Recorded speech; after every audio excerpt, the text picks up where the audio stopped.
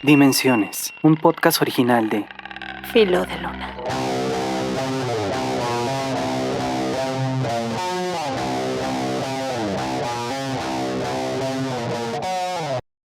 Hola a todos y bienvenidos de nuevo a Dimensiones, un podcast original de Filo de Luna. Soy Aldo Oberlin y estoy con mi compañera. Hola, ¿qué tal? Buenas tardes. Mi nombre es Edith Manuel. Igualmente les doy la bienvenida y gracias por acompañarnos en esta cuarta emisión de nuestro podcast. Hoy con el tema asesinos seriales. Y bueno, ¿qué concebimos por asesino serial? Bueno, desde finales del siglo XX el asesino serial se convirtió en la representación ficticia más popular de violencia corporal en la cultura occidental, y esto se debió a su capacidad para comunicar una nueva comprensión del individuo. El asesinato serial, además de convertirse en una nueva representación de violencia, se convirtió en una manifestación en contra de la estructura propuesta por la modernidad. De esta manera, el asesino serial se sobrepuso al anonimato racional e institucionalizado por la sociedad moderna, cometiendo actos violentos que servían para su satisfacción personal. Los motivos que conducen a una persona a matar a otra pueden ser muy variados, desde la venganza hasta la obtención de recursos. Existen muchos tipos de asesinos y asesinatos en función del móvil del crimen, la forma de realizarlo, el número de personas asesinadas o incluso el tipo de relación que establece entre la víctima y el verdugo. Todo ello provoca que deba realizarse un perfil concreto para cada caso, pudiendo encontrar diferentes características en tipología del crimen. Resulta sumamente complicado establecer un perfil psicológico general de la figura del asesino, especialmente teniendo en cuenta la gran variedad en la que se refiere a las posibles causas de la conducta asesina. Y bueno, sin darle más vueltas al asunto, vamos a ver qué es lo que recaudamos de información entre mi compañero y yo. No sé qué hayas encontrado tú, Edith, sobre asesinos seriales o sobre cómo identificarlos o sobre sus características. Ok, bueno, normalmente según lo que hemos estado investigando, pues apunta de que normalmente antes no eran considerados como tal asesino serial hasta determinado tiempo, ¿no? Déjenles leo un pedacito, dice: el término asesino en serie fue creado en la década de los 70s por el agente especial del FBI Robert Ressler y utilizado por primera ocasión en el homicidio de mujeres Ted Bundy, para después exportarlo prácticamente a todo el mundo. Anterior al acuñamiento de este calificativo no se le conocían demasiados casos de características seriales, pero una vez creado, pareciera que muchas personas desean recibir el desagradable honor de ser llamados serial killers o asesinos seriales. Historias centrales, el primero de ellos a la fama mundial fue en 1888 en Inglaterra con Jack el Destripador. Bueno, el término asesino en serie se le cataloga a aquella persona que comete un homicidio, pero tiene características similares y lo hace con varias personas. Es lo que apunta que es el término asesino serial. Pero es un fenómeno muy curioso porque no se sabe en realidad si este tipo de personajes tenga que ver con el proceso social, a lo mejor, dentro de un entorno. Se habla mucho de la psicología de este tipo de personajes, la psicopatía, de dónde viene, cómo surge, si tiene que ver con traumas infantiles, si tiene que ver con la genética. Actualmente pues ya se han hecho como muchos experimentos y muchas investigaciones donde analizan la conducta de este tipo de individuos, ¿no? El por qué mata de tal forma, cómo lo hace. Dicen que normalmente pues los asesinos seriales estudian su entorno para poder estar cerca de sus víctimas, ¿no? Tienen falta de empatía, su apariencia puede ser muy normal, o sea, normalmente traen un perfil bajo. Eligen a sus víctimas de manera vulnerables, o sea, las analizan. Son manipuladores, son seductores y tienen un origen aversivo, ¿no? ¿Qué quiere decir esto?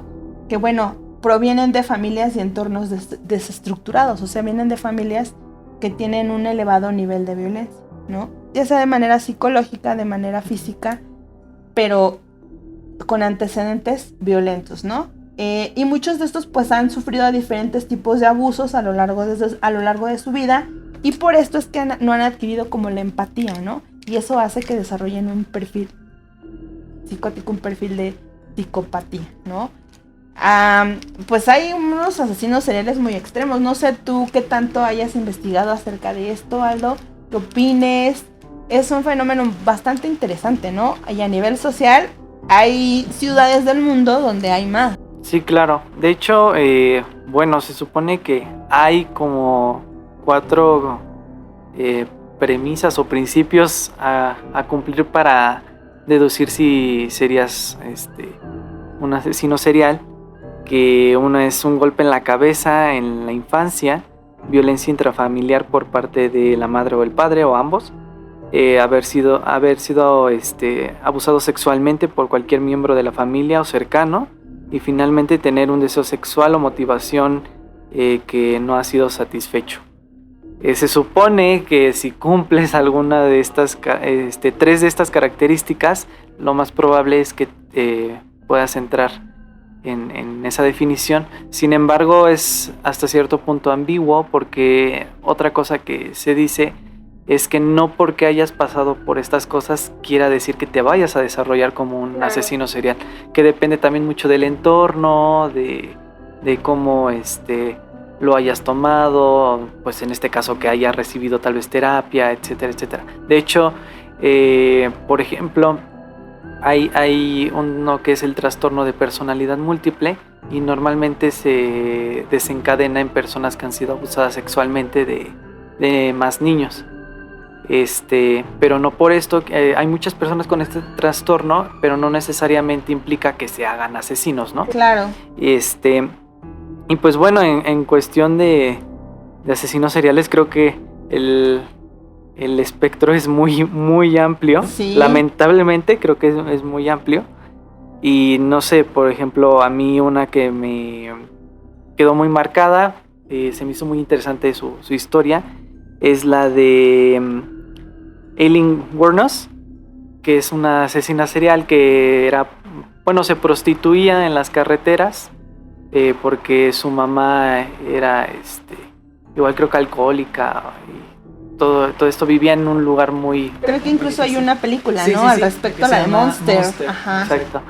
Y resulta que pues en una de estas experiencias que tuvo cuando se prostituía, pues de repente sentía tal vez como la agresión de los hombres y se espantó, entonces mató al individuo, y resultó que después, por lo mismo, porque ella también la habían violado, pues seguía, ¿no? Matando, porque ella, de algún modo, su autodefensa era pensar, no, pues me va a hacer daño como a mí me hicieron. Claro. Pero no necesariamente era lo que tenían en mente los hombres que se metían con ella. De hecho, hay uno en donde le decía que le llamara papi, y ella pensaba que el tipo era un pedófilo, nada más por ese nombre. Entonces ella es una de las asesinas seriales que después, bueno, la atraparon y todo, y pues justamente por eso se hizo la película, porque de algún modo no se sabe si fue víctima pues también del sistema de adopción o de la sociedad, igual que pues la rechazaba mucho, porque aparte tuvo su relación lésbica con la otra chica, y entonces fue ahí factores, ¿no? Que quizá contribuyeron, sí, claro, a todo eso. Ajá.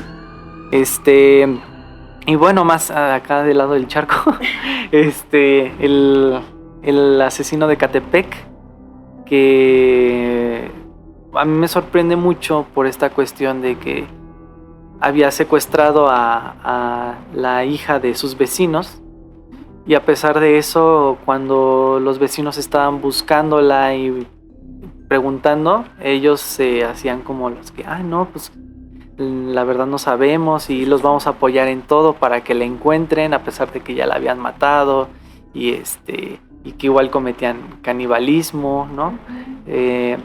Pero lo que más me sorprende es, independientemente de esta persona que las asesinaba, justamente él sufrió de una caída, un golpe en la cabeza de niño, y también fue abusado sexualmente. Entonces, por ejemplo, aquí están estas características que te había mencionado. Sí, del entorno aversivo. Ajá. Uh-huh. Y lo que más me sorprendió fue, bueno, de algún modo él ya tenía como antecedentes de todos estos factores traumáticos, pero la esposa, se podría decir que no, y a pesar de eso veía muy normal al parecer lo que él hacía, porque un día dice que llegó ella y vio que había ahí descuartizado a una mujer y se enojó que porque le había manchado todo el baño. Entonces es de ¿cómo das prioridad a que manchó el baño si estás viendo lo que acaba de pasar? Es que justamente habla acerca de la manipulación, ¿no? El grado de manipulación que tienen este tipo de personajes que llegan a enfermar también al entorno en donde viven, ¿no?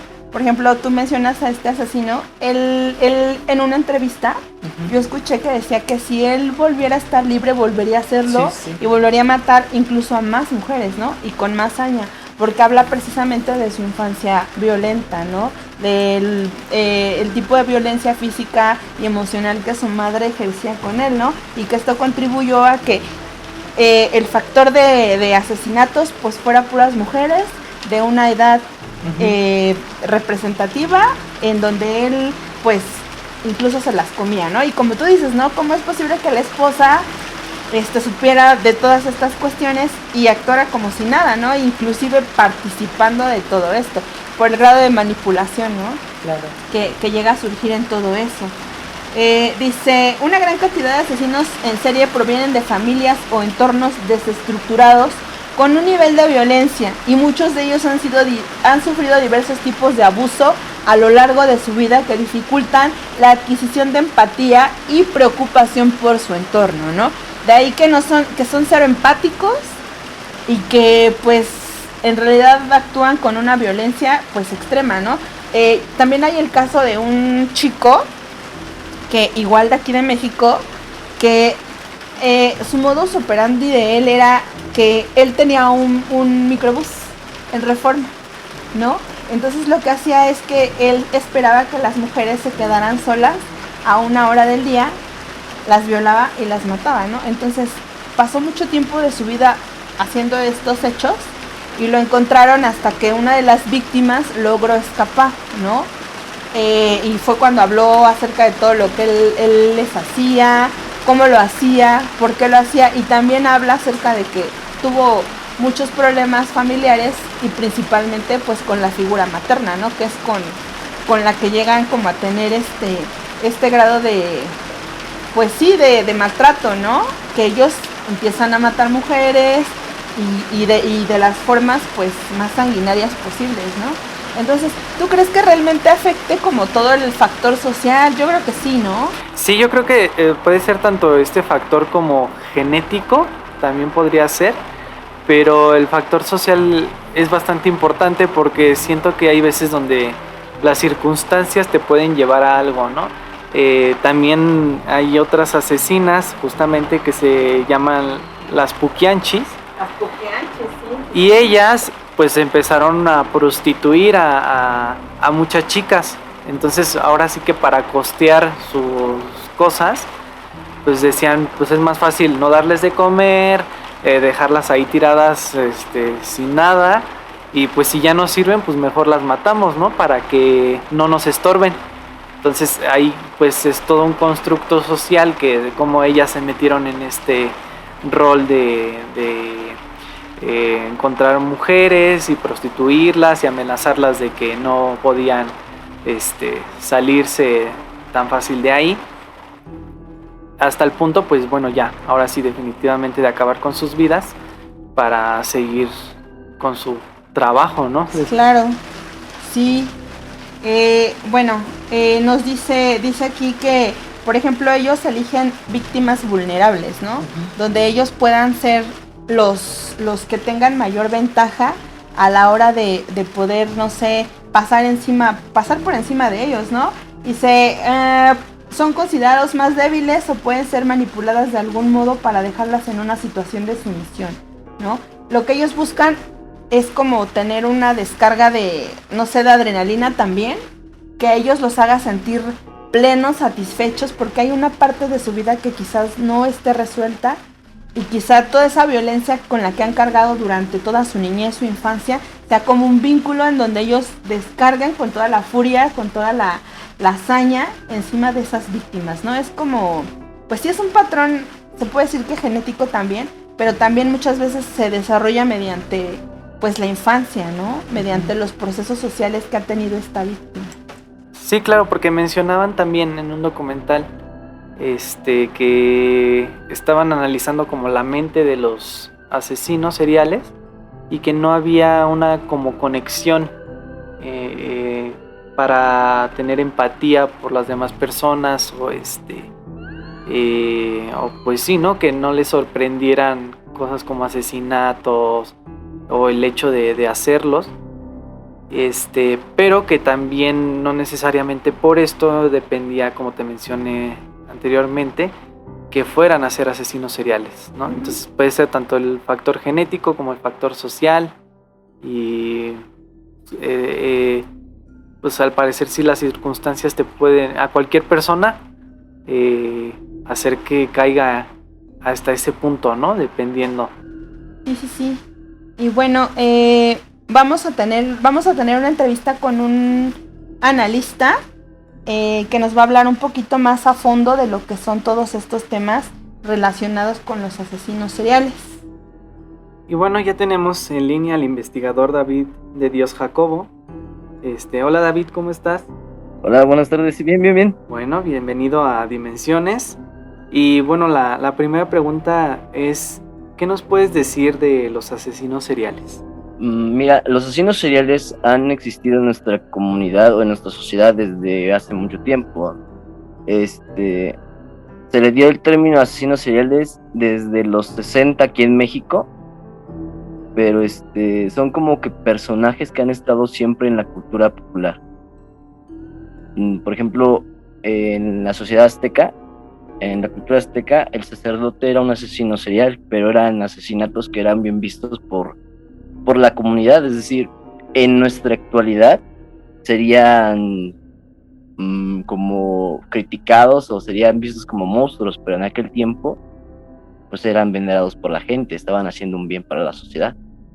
Los asesinos seriales generalmente tienen una tendencia a matar a los de su misma etnia o color. Es decir, es muy difícil que un afroamericano mate a otro afroamericano. En síntesis, los asesinos seriales son como que más tendenciosos y algunos de ellos tienen muchas enfermedades mentales. Ok, y en este caso, por ejemplo, ¿nos podrías decir la diferencia entre psicópata y sociópata? Claro que sí. El término sociópata o trastorno antisocial de la personalidad se basa en que son muy impulsivos y casi no tienen empatía. No logran obtener una relación a largo plazo ni trabajos a largo plazo. Mientras que los psicópatas, según algunos investigadores, ellos nacen con este problema. Es un error infinitesimal en el acervo genético y esto hace que estas personas, pues, a pesar de que tampoco pueden tener empatía, sí logran tener una relación o mantener sus puestos de trabajo, porque son más manipuladores. En cambio, los sociópatas no. Un psicópata va a tener menos miedo, va a tener más amigos porque sabe cómo manipularlos y también sabe leer las emociones. Los sociópatas son más retraídos y estos se cree que se forman conforme la sociedad en la que viven. Es decir, un niño que sufre de maltrato, un entorno que sea poco favorable para ellos, los puede hacer sociópatas, es decir, que sean más retraídos. Esa es la pequeña gran diferencia. En el ámbito criminal, los sociópatas tienden a ser más impulsivos, no suelen controlar mucho sus emociones y esto hace que sean aprendidos con más facilidad. En cambio, un psicópata es más meticuloso, es más planificador y tiende a ser más delictivo, pero también a ser más reservado, es decir, controla un poco más la adicción a matar. Ok, y ¿tú crees que, por ejemplo, no, tú nos hablabas acerca, bueno, ahorita, acerca de lo que puede contribuir en la sociedad o el entorno para que este tipo de personajes se desarrollen? ¿Tú crees que influya, por ejemplo, en determinada etnia o en determinado país en específico para que se puedan desarrollar? ¿Y qué características, digamos, con qué tanta hazaña puede calificárseles? O sea, ¿a qué voy? Que, bueno, ya ves que, por ejemplo, en Rusia, ¿no? Ha sido un lugar donde también han surgido como muchos personajes de este tipo de asesinos seriales donde son más fríos, ¿no? ¿Tú crees que tenga que ver como esa parte social dependiendo a cada etnia? Claro que sí, tiene mucho que ver. Por ejemplo, en México, en la época de los 90 empezó a haber un desarrollo en este tema de los asesinos seriales. En Estados Unidos, después de la Segunda Guerra Mundial, hubo también un incremento en este tipo de personajes. En Rusia, después de la Guerra Fría, tiene mucho que ver porque la violencia genera más violencia y son niños que vivieron en época de guerra. Es decir, en México hubo también un incremento después de cuando empezó la guerra contra el narcotráfico. Empezaron a haber más ambiente en el ámbito de que, lo pongo por ejemplo aquí en México, ¿no? Después de la guerra contra el narco hubo muchas partes del país que se descuidaron. Entonces fue como construir un camino libre para los asesinos seriales. Tiene mucho que ver la sociedad también, porque la mayoría, te lo mencionaba, ¿no? La gran mayoría de asesinos seriales han sido psicópatas y ellos tienen una tendencia por la atención. Entonces, obviamente, por ejemplo, en Estados Unidos, cuando empezó Ted Bundy o el payaso Pogo, John Wayne, que ganaron fama, entonces empezaron a ver tanto imitadores como personajes que quisieron también esa fama. Por ejemplo, la bestia, Garavito. Estamos hablando de que cuando él era infante, en su entorno social, también era como que muy visto o muy bien visto el maltrato infantil. Todo ese tipo de cosas sí tiene que ver con la creación de un asesino serial. Ok, muy bien. Y bueno, tú mencionabas que, por ejemplo, no desde siempre se le ha dado el término asesino serial porque antes pues eran vistos desde otra perspectiva, ¿no? Según esto, la psiquiatría hasta cuándo empezó a catalogarlos a ellos como asesinos seriales y qué características tendríamos que tomar en cuenta para poder calificar a alguien como asesino serial, porque tú mencionabas que, por ejemplo, los psicópatas, bueno, tienen como un grado de manipulación, pero ¿qué tanto un psicópata puede llegar a convertirse en un asesino serial? ¿O qué tantos psicópatas hay por ahí dormidos con tendencias criminales que, como tú mencionabas ahorita, socialmente y actualmente, pues pueden desarrollarse con más facilidad, ¿no? Mira, en lo que fue Estados Unidos, el término asesino serial empezó a llamarse, empezó a dársele desde H.H. Holmes y su Hotel de la Muerte. En México ocurre en el 88, con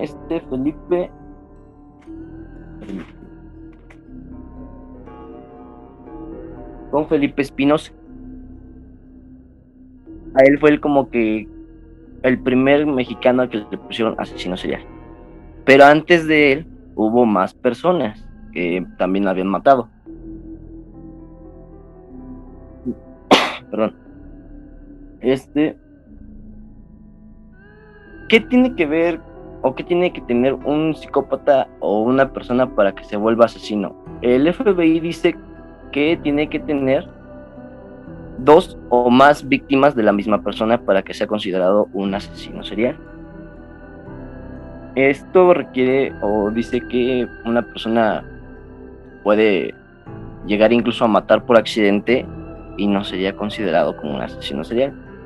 De hecho, la psicología forense dicta que casi todos, o la gran mayoría de nosotros, bajo los impulsos correctos, llegamos a tener ese deseo. Se le llama como la sombra psicológica o la sombra mental. Pero para que un psicópata sea con o nazca con este impulso de querer matar, aparte de nacer con el error infinitesimal en el acervo genético, sí hay como que ciertos factores que los hacen ser tendenciosos a la violencia. El primero es un golpe en la cabeza. Casi todos los asesinos seriales que comparten este ámbito de la psicopatía tienen un golpe en la cabeza de niños, de la edad de los 9 a los 12 años, que es cuando se empieza a formar la corona prefrontal, que es lo que nos hace más humanos. También hay otros dos temas, que es la piromanía, que son tendenciosos a hacer o a provocar incendios, y el maltrato animal. Es muy probable que un niño que comparta estas tres cosas, si no se le da atención, de grande pueda llegar a desarrollar la tendencia por matar. Porque, por ejemplo, Juana Barraza, una de las asesinas mexicanas, ella de niña sufrió el golpe en la cabeza, desde niña tuvo una infancia muy, muy fea, y eso fue lo que le nació o le hizo nacer su odio hacia las mujeres. Entonces empezó a matar por accidente y después esto se le empezó a hacer una adicción. Esa es la diferencia, ¿no? Que la infancia, el cómo es educado. ¿Qué otra pregunta me habías hecho sobre este tema? Sí, bueno, sí, justamente eso, que tanto influía la sociedad alrededor de este tipo de personajes, ¿no? Pues sí, todo esto es súper interesante. Y por ejemplo, o sea, digamos, ¿no? Ya en un caso extremo, ¿realmente estas personas pueden como volverse empáticas o ya son casos de algún modo perdidos? Hasta la fecha no hay una manera de curar la psicopatía. No hemos avanzado tanto en el área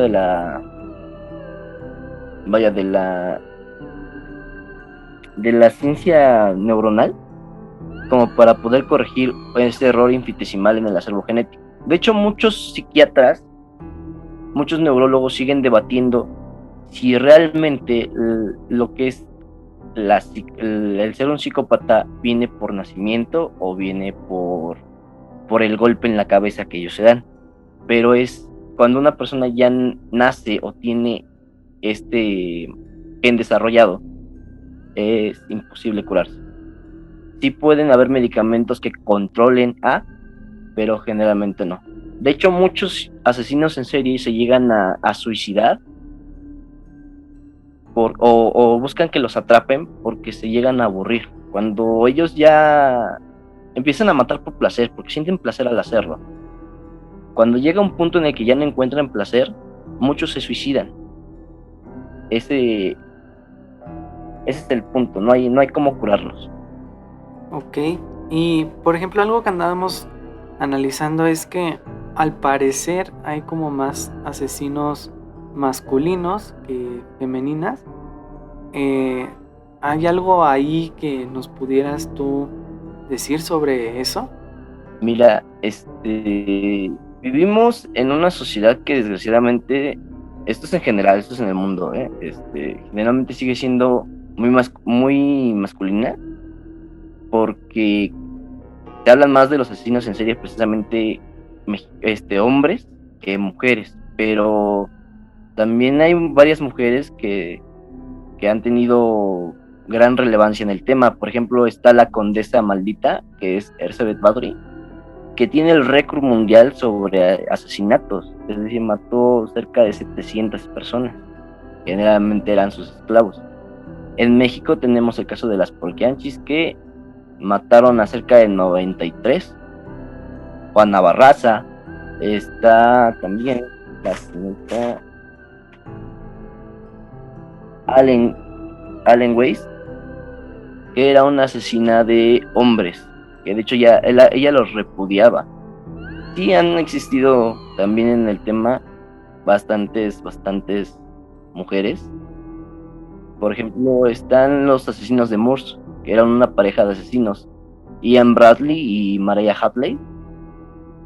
Y en México también tenemos una pareja de asesinos, que fue Juan Carlos N. y Patricia Bernal Martínez. Sí han existido varias, pero no se les ha dado la relevancia porque sus crímenes son considerados todavía como en defensa propia. Ok, y por ejemplo, aquí en nuestro país actualmente han surgido como varios personajes y bueno, hemos visto que han sido como más sádicos cada día, ¿no? Ya ves que apenas surgió el caso de un asesino que también llevaba como cierto tiempo matando mujeres y tenía un perfil pues bajo, ¿no? O sea que en realidad nadie sabía que él podría llegar a ser un asesino, ¿no?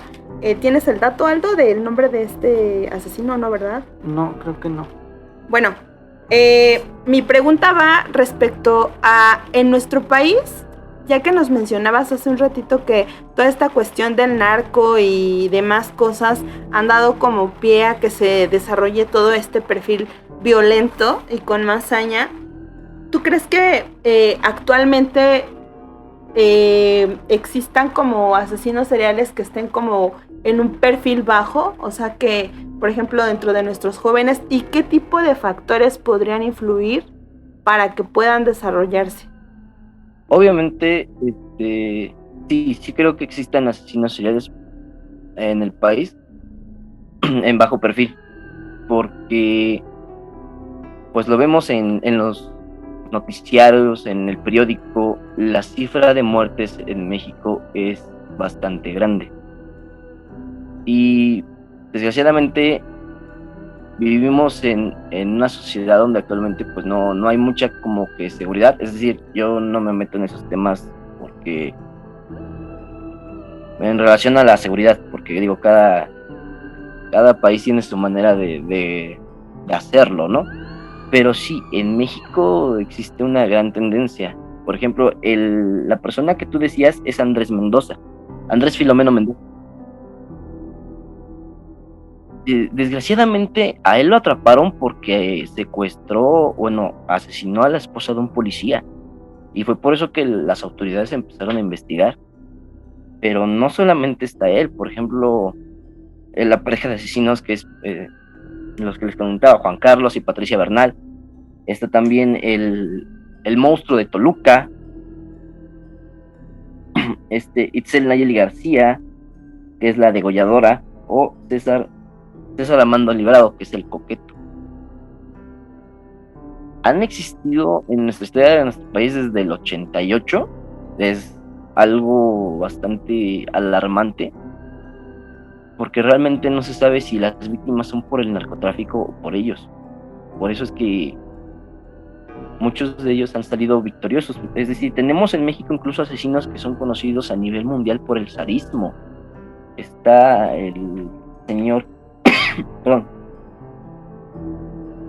está el señor sádico que mataba homosexuales en la Ciudad de México. No solo los mataba, sino que los torturaba, los degollaba, los descuartizaba. El caníbal de la Guerrero, Pana Barraza. Los más conocidos actualmente creo que pues son estas personas de Catepec, del Estado de México, que son 4 de los 6 últimos que ha tenido nuestro país en los últimos 10 años. Y es por lo mismo, porque Estado de México es un lugar donde no hay mucha seguridad y pueden caminar a ciencia cierta por donde ellos quieran, y eso es un factor que a los asesinos seriales pues les favorece, porque de por sí son personas que tú los ves normales. Es raro que tú distingas o que alguien pueda distinguir a ciencia cierta un asesino serial, porque son personas muy normales, entre comillas.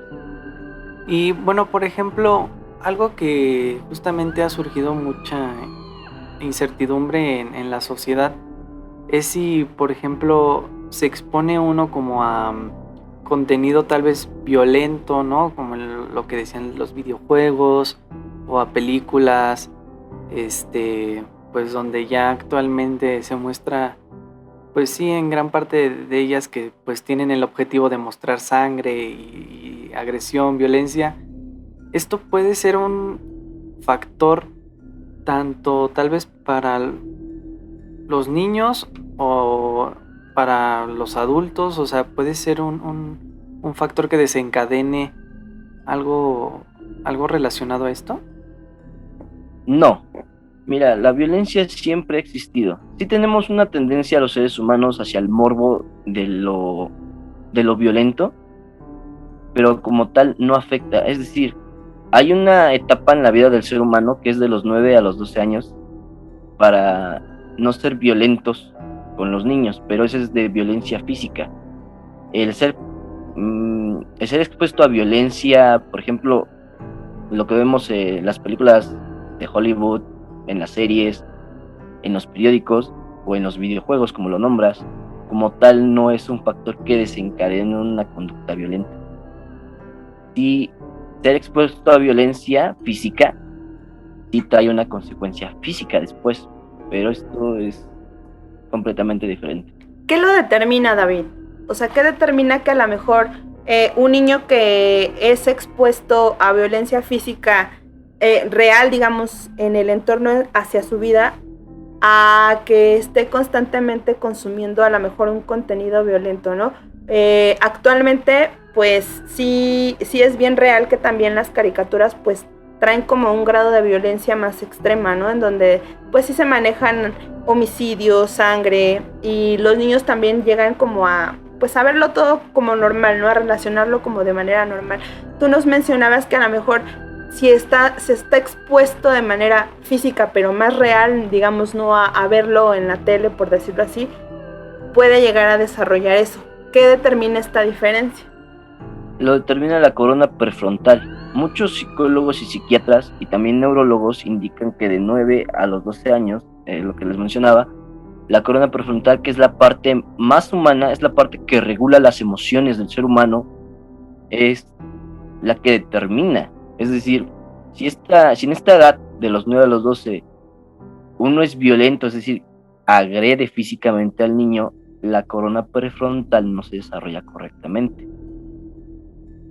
En cambio, el ser expuesto a violencia empieza a lo que es ahí la educación psicológica de enseñarle al infante lo que es real de lo que no.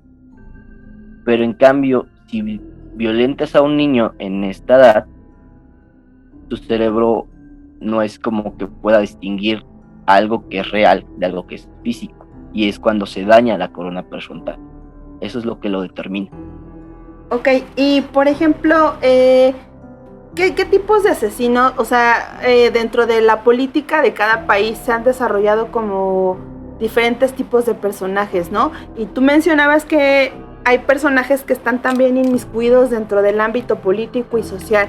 ¿Nos puedes mencionar algunos personajes que hayan tenido este nivel de sadismo, pero que no hayan sido considerados como tal, como asesinos seriales, sino mucho después, ya después de analizar como su conducta, el proceso que tuvieron también para matar a diferente cantidad de gente, cómo lo hacían? Hay personajes históricos muy importantes, ¿no? Dentro de todo esto, inmiscuidos dentro de la política. ¿Nos puedes comentar un poquito acerca de quiénes son, cómo operaban, cómo se desarrollaban y por qué fueron considerados después como asesinos seriales? Claro que sí. Mira, a lo largo de la historia, lo que les mencionaba hace rato, ¿no? Tenemos grandes ejemplos de personas que actualmente en nuestra sociedad serían conocidos como asesinos seriales. De hecho, muchos psicólogos que se dedican a esto, como el señor Robert Ressler, marcan que en la antigua sociedad, es decir, en los años primitivos, por así llamarlo, criábamos a ciudadanos que en la actualidad pudieran ser asesinos seriales. Por ejemplo, está el emperador Vlad Tepes, que actualmente es conocido como su otro nombre, el Hijo de Dragón o Drácula, pero en su tiempo fue conocido como pues un gran rey que sacó a su nación adelante. Tenemos a Enrique VIII, a la condesa Elizabeth Bathory, a Adolfo Hitler, que para su pueblo, o sea, fue un gran líder nato, pero para el resto del mundo fue un sádico de primera. Tenemos a Violin, que fue un general del ejército soviético que mató a cerca de unas 700 personas, 700-800 personas, y era bien visto porque era el verdugo de Stalin. Hay un asesino serial, bueno, hay un personaje histórico que es Tuflijar Bostansi, que tiene el récord mundial de muertes, pero como era el verdugo del zar en aquel tiempo, era venerado por su pueblo. Mató a 5.475 personas y las mató con sus propias manos. Y eso es algo que en nuestra actualidad nos pondría los pelos de punta a cualquiera, ¿no? Es decir, hay algunos otros como Iván el Cuarto o Iván el Terrible, que también llevó a Inglaterra a una de sus épocas más gloriosas. Napoleón también fue uno de los grandes asesinos, que la mayoría del mundo no lo ve como tal. Esos son algunos, por nombrar algunos de los personajes más famosos en la historia de la humanidad. Tenemos también a Reyes de Guils, que gracias a él se tiene la leyenda de Barba Azul. Él es conocido vulgarmente como el primer pedófilo de la historia, pero en su tiempo también fue conocido como la persona que peleó mano a mano con Sor Juana Inés de la Cruz. El término asesino serial surge en México a partir de los 60 y en Estados Unidos en los 80, pero antes de eso no se les conocía, no existía este término. Ok, y por ejemplo, aquí en México hay un asesino que era Goyo Cárdenas, me parece, que después se habló mucho acerca de su recuperación. Tú nos mencionabas que, bueno, no hay como recuperación como tal, pero su caso fue muy famoso porque inclusive me parece que hasta terminó una carrera universitaria dentro de la cárcel y todo este show. ¿Qué tanto sí podría como recuperarse, digamos, ¿no? Cuando ya están socialmente en un entorno en donde tienen que readaptarse a vivir, en donde tengan como ayuda psicológica y si es posible o no. Vaya, a eso va mi pregunta. Mira, es bastante visto en psicópatas tener este tipo de recuperación, entre comillas. Por ejemplo, tenemos a un asesino también muy conocido en el mundo, que es conocido como el Estrangulador de Viena. Él también terminó sus estudios en la cárcel, de hecho hasta escribió varios libros.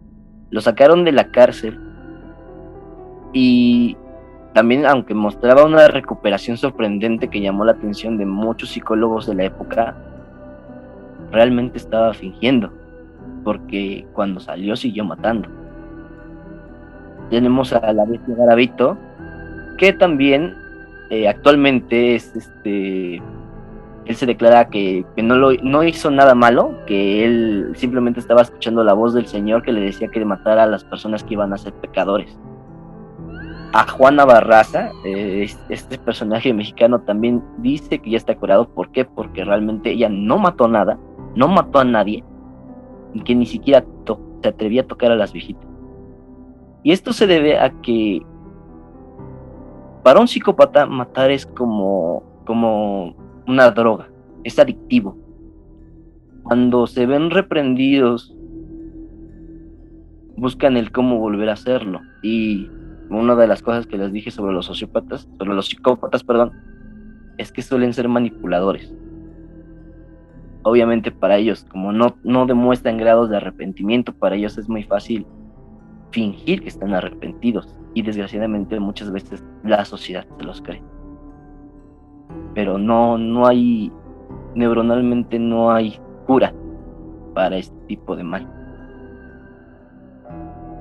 Y por ejemplo, se dan casos en donde el grado de manipulación por parte de estos personajes llega como a envolver a integrantes de la misma familia, ya sea la esposa o los hijos o los papás, donde la familia completa entra como al juego.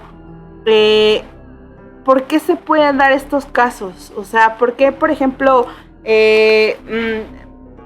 en específico, ¿no? El asesino de Catepec, me parece que era caníbal, que su mujer después formó parte acerca del modus operandi que él tenía, pero ¿qué tanto pueden llegar a manipular a alguien para que hagan lo mismo que ellos?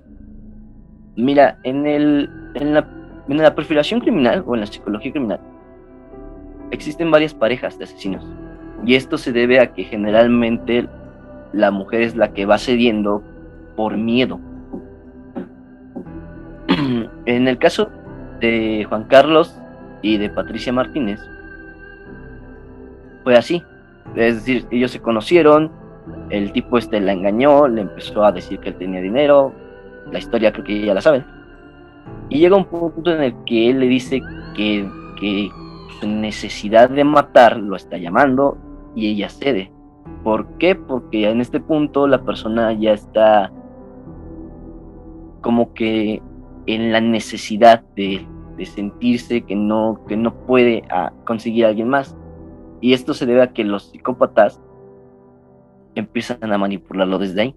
¿Para qué? Para que tenga alguien que cubra sus huellas, tener un cómplice, y esto vuelve más fácil sus planes. En el caso de los asesinos de Morse, también pasó así. Ian Bradley comenzó a convencer a su pareja, que era Mariah Hadley, de empezar a matar. Eso es lo que pasa. La dominación a través del miedo es lo que hace que las demás personas se callen y ayuden, en este caso al psicópata. La manipulación a través del miedo. Ok. Y por ejemplo, justamente hay como varios casos en donde tienden al canibalismo. ¿Tú sabes como por qué surge esta necesidad de comerse a las víctimas? La gran mayoría de las veces sucede porque existe una dualidad entre odio y amor, admiración y posesión. Las personas o los psicópatas, en este caso los asesinos, que se llegan a comer a sus víctimas, llegan a ver algo en ellos que no ven en sí mismos y empiezan a consumir su carne. Es como los antiguos guerreros que se comían el corazón de sus víctimas para obtener su valor. Psicológicamente pasa algo similar con los psicópatas. Ven algo en sus víctimas, ya sea algo que no ven en ellos mismos, como valor, como posesión o como belleza, que quieren obtener, y entonces empiezan a comer. Otros, sin en cambio, empiezan a hacer esto del canibalismo, porque ya no sienten la misma satisfacción de matar. Muchos de los asesinos seriales no son impotentes, no todos, pero sí la gran mayoría, y llegan a experimentar ese grado de satisfacción cuando empiezan a matar. Y obviamente el cerebro no puede registrar la misma emoción dos veces. Cuando vuelven a matar y no sienten la misma emoción, empiezan a mejorar. Es por eso que vemos grandes cambios de una víctima a otra conforme pasa el tiempo, hasta que llegan al canibalismo. Después empiezan a violar a los cadáveres porque ya no obtienen esa satisfacción que sintieron al principio. Son dos de los grandes factores que hacen que lleguen al canibalismo.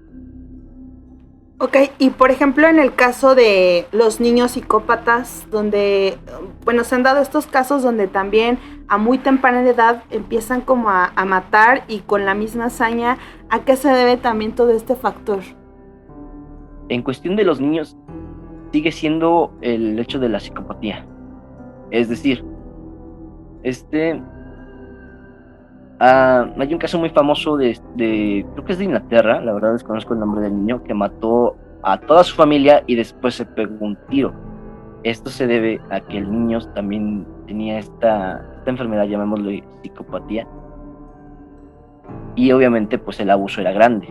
Llega a haber un punto en el que estos niños psicópatas ya no resisten el abuso, el bullying.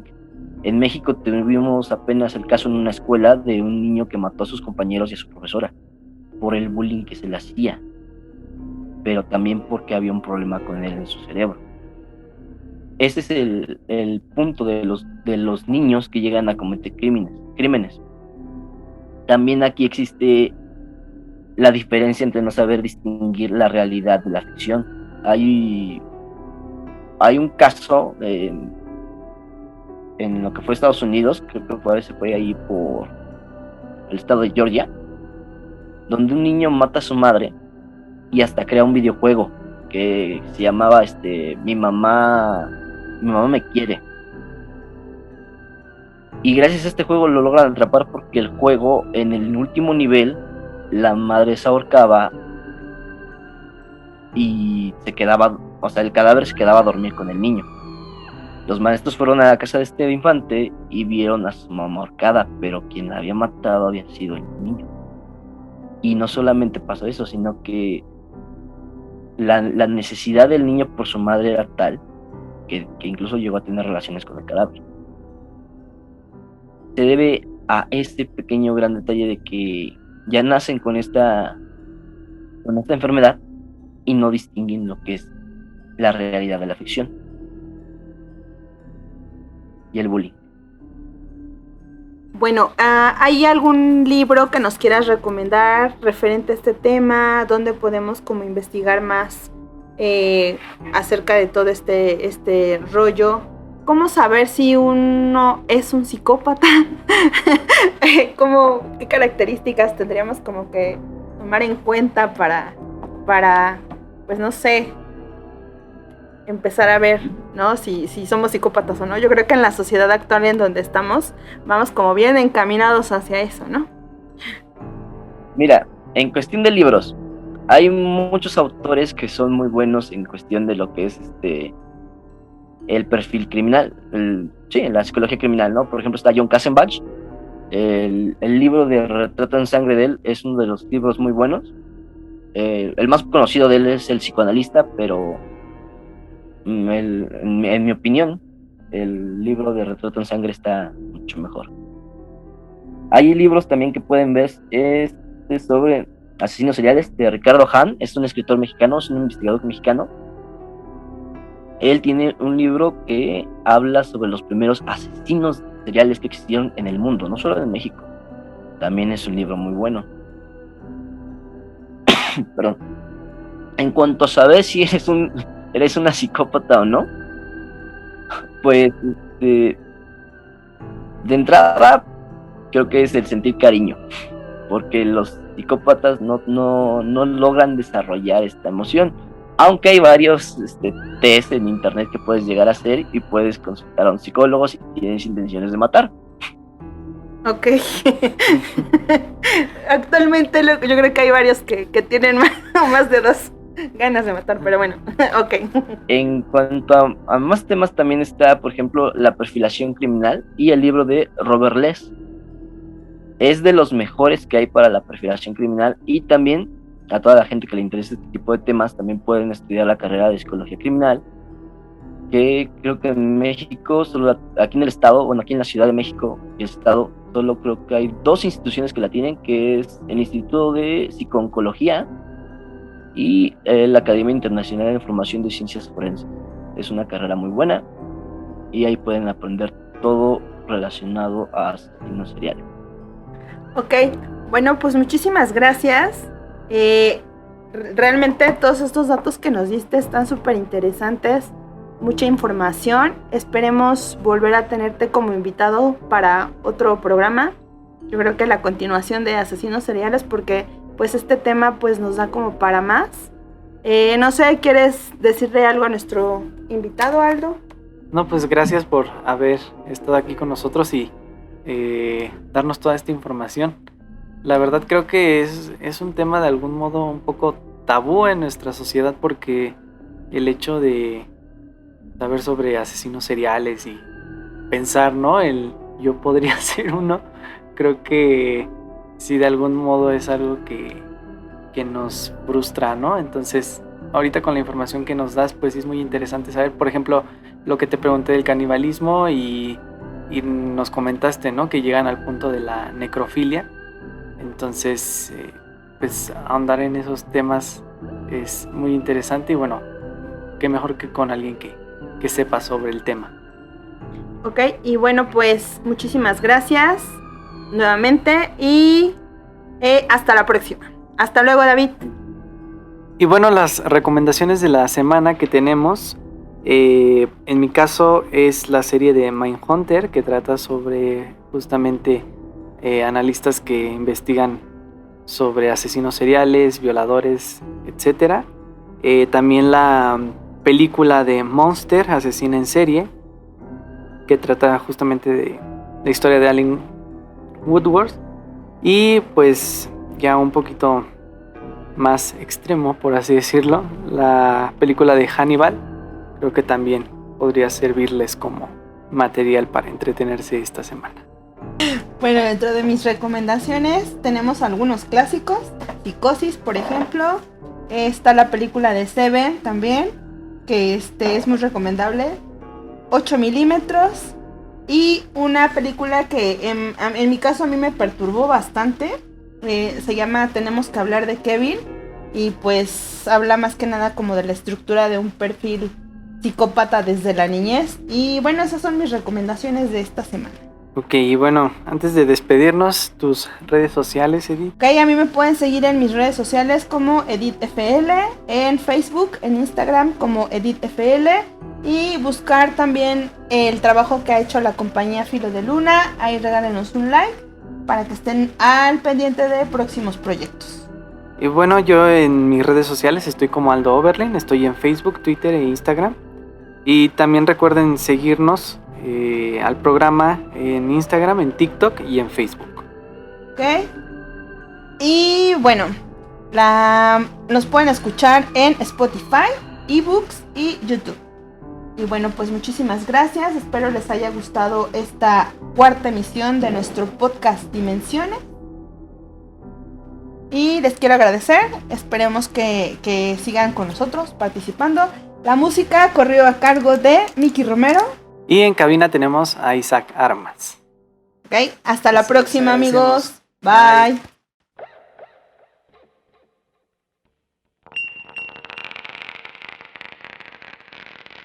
Dimensiones, un podcast original de Filo de Luna.